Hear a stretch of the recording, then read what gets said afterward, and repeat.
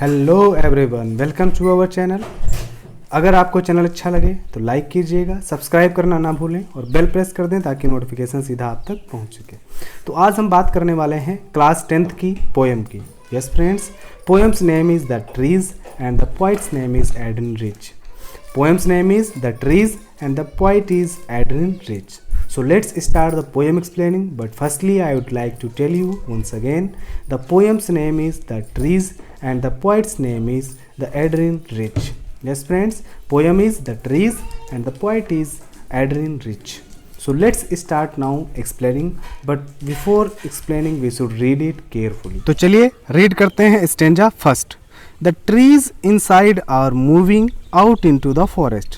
The trees inside are moving out into the forest. The forest that was empty all these days. The forest that was empty all these days. Where no bird could sit, no insect hide, no sun bury its feet in shadow. The forest that was empty all these nights will be full of trees by morning. Once again we should read it carefully. अच्छे से अगर read कर लेते हैं तो समझने में बहुत आसानी होगी। The trees inside are moving out into the forest. The forest that was empty all these days. The forest that was empty all these days. Where no bird could sit, no insect hide, no sun bury its feet in shadow. The forest that was empty all these nights will be full of trees by morning. तो चलिए अब इस poem को हम समझते हैं हिंदी में। It means we are going to understand the Hindi meaning of stanza first. So friends, according to the poet, जो ट्रीज़ हैं वो घरों की सीढ़ियों से बाहर खुले जंगल में चले जा रहे हैं। यह अप्राप्य है क्योंकि पेड़ अचल है और इसलिए हम महसूस करते हैं कि कविता का एक प्रतीकात्मक अर्थ है। हम व्याख्या करते हैं कि पेड़ उन मादाओं को संदर्भित करते हैं जिन्होंने खुद को चंगा किया है और मानव जात के साथ दुनिया को भरने के अपने प्राथमिक उद्देश्य को पूरा करने के लिए जंगलों में अपने घरों से बाहर निकलने के लिए तैयार हैं। और आगे पोइटस कहती है कि जंगल पिछले कई दिनों से खाली है। जंगल जो है वो पिछले कई दिनों से खाली है और इसलिए कोई भी पक्षी नहीं देखा जा सकता है क्योंकि उनके पास बैठने के लिए कोई पेड़ नहीं है। Where no bird could sit, no insect hide. कीटों पर देखा जा सकता है क्योंकि उनके पास कोई आश्रय नहीं है। देखिए, जो कोई भी पक्षी नहीं देखा जा सकता है, क्यों? क्योंकि उनके पास बैठने के लिए कोई पेड़ नहीं है। और कीटों पर देखा जा सकता है कि उनके पास कोई आश्रय नहीं है। कीटों के पास भी कोई आश्रय नहीं है। और सूर्य का प्रकाश नहीं बन सकता है। No sun bury its feet in shadow. सूर्य का प्रकाश नहीं बन सकता है कोई भी छाया, क्योंकि उनके पास कोई आश्रय नहीं। किसके पास? कीटों के पास। और सूर्य का प्रकाश नहीं बन सकता है कोई भी छाया, मतलब सूर्य का प्रकाश जो है वो कोई छाया नहीं बना सकता है। मानवता का जंगल कई दिनों से खाली है। मानवता का जंगल कई दिनों से खाली है लेकिन जल्द ही पूर्ण और उज्जवल हो जाएगा। इसको अगर एक बार फिर से समझें तो है, कब कहना चाहता है कि वृक्ष घरों की सीढ़ियों से बाहर खुले जंगल में चले जा रहे हैं। यह अप्राप्य है क्योंकि पेड़ अचल हैं और इसलिए महसूस करते हैं हम कि कविता का एक प्रतीकात्मक अर्थ है। हम व्याख्या करते हैं, क्या बताना चाहते हैं कि जंगल पिछले कई दिनों से खाली है और इसलिए कोई भी पक्षी नहीं देखा जा सकता है क्योंकि उनके पास बैठने के लिए कोई पेड़ नहीं है। कीटों पर देखा जा सकता है क्योंकि उनके पास कोई आश्रय नहीं है। और सूर्य का प्रकाश नहीं बन सकता है कोई भी छाया। सूर्य का प्रकाश कोई भी छाया नहीं बना सकता है। और मानवता का जंगल कई दिनों से खाली है लेकिन जल्द ही पूर्ण और उज्जवल हो जाएगा। Friends, now we are going to understand stanza second. अब हम समझेंगे स्टेंजा सेकेंड, बट उससे पहले कर लेते हैं reading. So stanza is given just in front of you, so we should read it carefully. All night the roots work. Roots जो है वो पूरा ऑल नाइट वर्क करती हैं।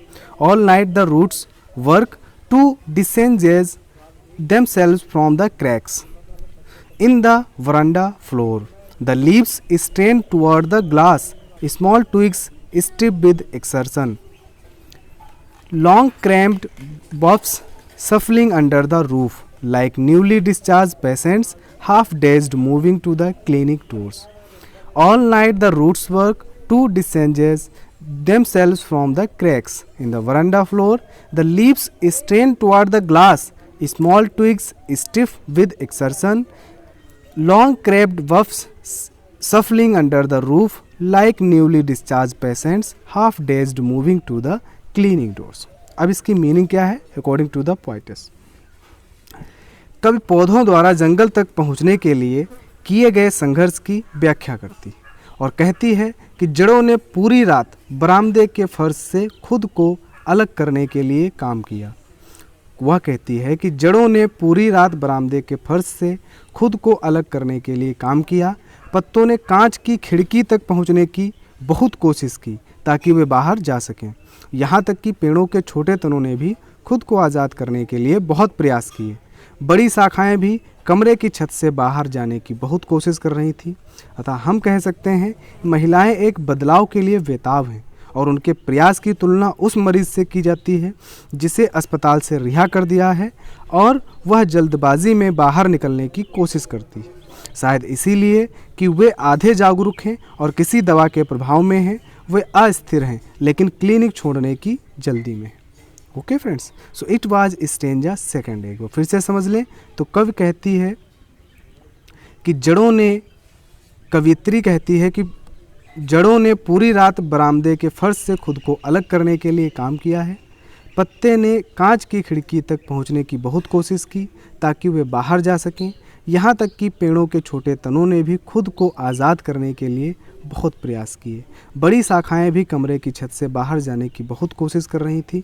अतः हम कह सकते हैं कि महिलाएं एक बदलाव के लिए बेताब हैं और उनके प्रयास की तुलना उस मरीज से की जाती है जिसे अस्पताल से रिहा कर दिया गया है और वह जल्दबाजी में बाहर निकलने की कोशिश करती है। शायद इसलिए कि वे आधे जागरूक हैं और किसी दवा के प्रभाव में हैं, वे अस्थिर हैं लेकिन क्लिनिक छोड़ने की जल्दी में।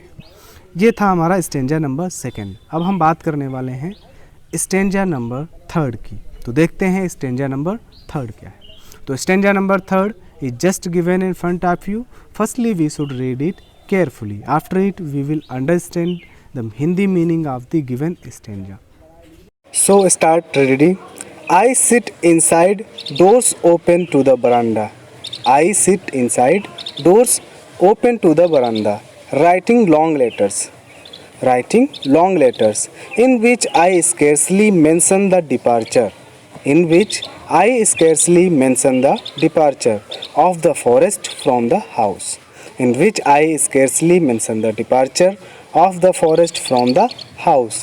The night is fresh. The whole moon shines in a sky still open. The night is fresh. The whole moon shines in a sky still open. The smell of leaves and lichen. The smell of leaves and lichen still reaches like a voice into the rooms.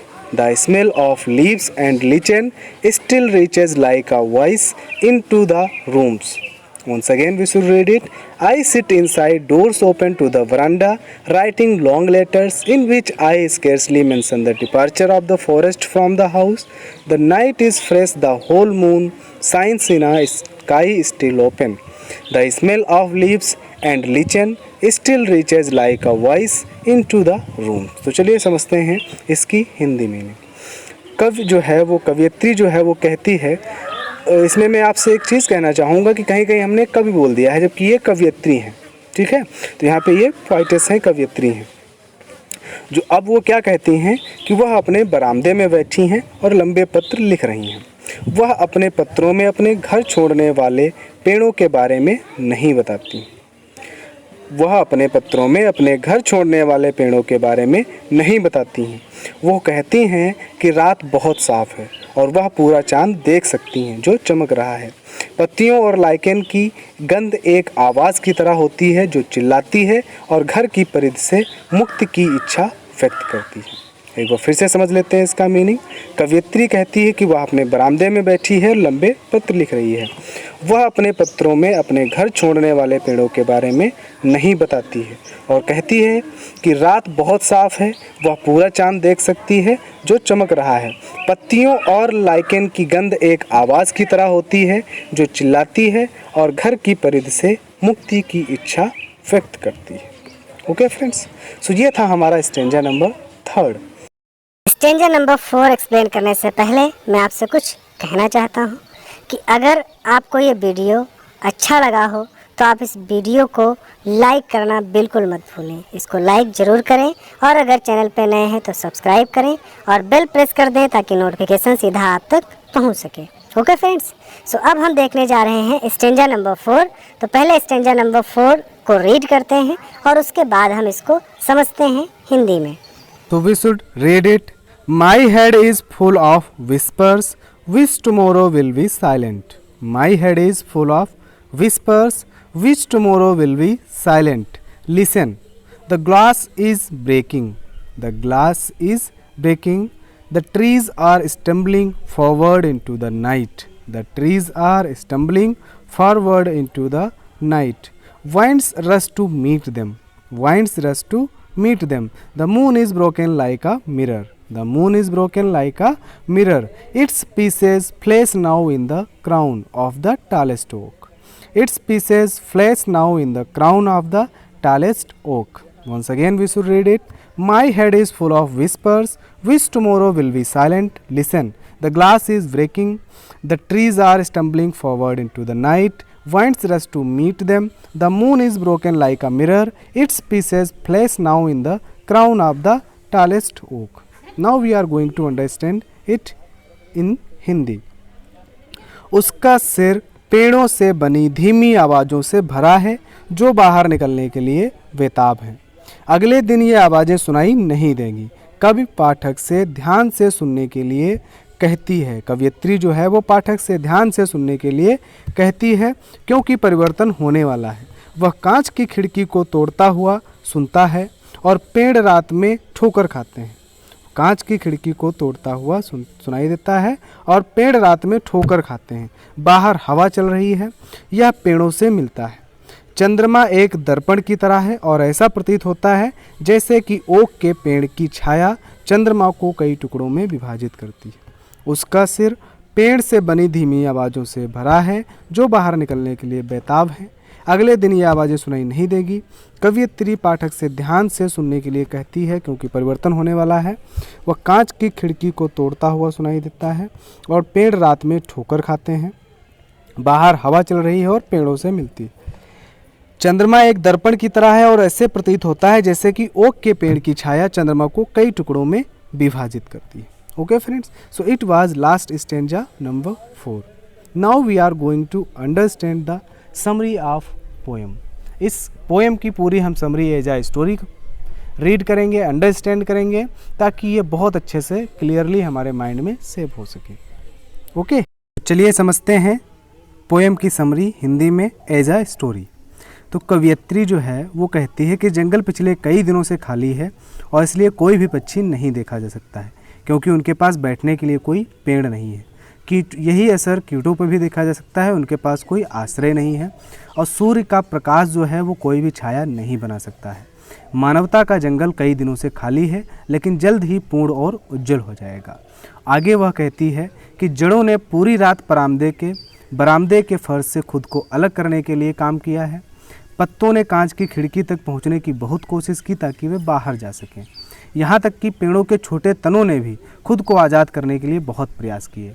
बड़ी शाखाएं भी कमरे की छत से बाहर जाने की बहुत कोशिश कर रही थी। हम कह सकते हैं कि उनके प्रयास की तुलना उस मरीज से की जाती है जिसे अस्पताल से रिहा कर दिया गया हो और वह जल्दबाजी में बाहर निकलने की कोशिश करती हो, शायद इसीलिए कि वह आधे जागरूक हैं और किसी दवा के प्रभाव में हैं। वे अस्थिर हैं लेकिन क्लिनिक छोड़ने की जल्दी में हैं। आगे कवियत्री कहती है कि वह अपने बरामदे में बैठी है और लंबे पत्र लिख रही है। वह अपने पत्रों में अपने घर छोड़ने वाले पेड़ों के बारे में नहीं बताती है और कहती है कि रात बहुत साफ है, पूरा चांद देख सकती है और चमक रहा है। पत्तियों और लाइकेन की गंध एक आवाज़ की तरह होती है जो चिल्लाती है और घर की परिध से मुक्ति की इच्छा व्यक्त करती है। उसका सिर पेड़ों से बनी धीमी आवाज़ों से भरा है जो बाहर निकलने के लिए बेताब है। अगले दिन ये आवाज़ें सुनाई नहीं देंगी। कवियत्री पाठक से ध्यान से सुनने के लिए कहती है क्योंकि परिवर्तन होने वाला है। कांच की खिड़की को तोड़ता हुआ सुनाई देता है और पेड़ रात में ठोकर खाते हैं। बाहर हवा चल रही है या पेड़ों से मिलती है। चंद्रमा एक दर्पण की तरह है और ऐसा प्रतीत होता है कि जैसे कि ओक के पेड़ की छाया चंद्रमा को कई टुकड़ों में विभाजित करती है। तो ये थी पोएम की समरी। अब मैं आपसे कुछ कहना चाहूँगा कि हमारे वीडियो को लाइक करना बिल्कुल ना भूलें। अगर चैनल पर नए हैं तो चैनल को सब्सक्राइब कीजिएगा और बेल प्रेस कर दीजिएगा ताकि नोटिफिकेशन सीधा आप तक पहुंच सके। I need your support. फिर एक बार मैं कहना चाहूँगा, अगर चैनल पर नए हैं तो सब्सक्राइब करके बेल प्रेस कर दीजिएगा ताकि नोटिफिकेशन आप तक पहुंच सके। So thanks for watching this video. Keep watching, keep learning, keep growing. Best of luck.